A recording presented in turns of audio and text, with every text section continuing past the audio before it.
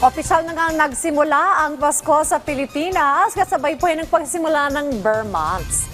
Kaya naman presyo po ng mga panindang pampasko. Alamin natin sa report ni Denise Osorio.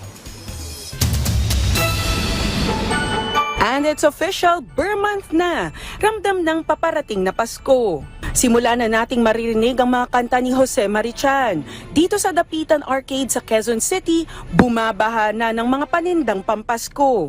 Ayon sa mga nagtitinda, mas mura pa ang kanilang mga paninda ngayon dahil sa medyo mababa pa ang demand. Kaya ang ilan nating mga kababayan ay sinasamantala na ang mababang presyo ng mga Christmas decor.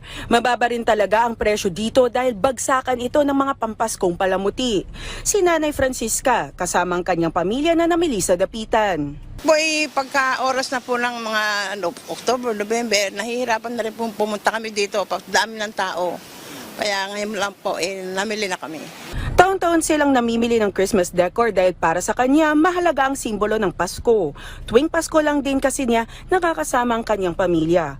Para sa presyo ng mga Christmas decorations, ang Santa Claus figures nasa 1,200 to 2,800. Ang small Santa Claus figures naman nasa 3,400. Ang Christmas tree with lights made from fiber resin, 1,000 to 1,200.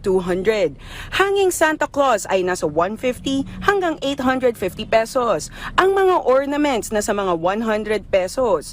Ang Christmas lanterns naman nasa 750 hanggang 3,500 pesos.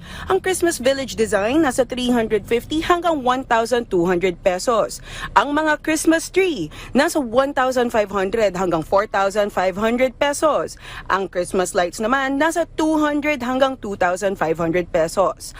Ang Christmas balls ay nasa 500 to 800 pesos.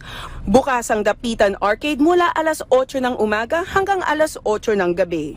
Denise Osorio, para sa Pambansang TV, sa Bagong Pilipinas.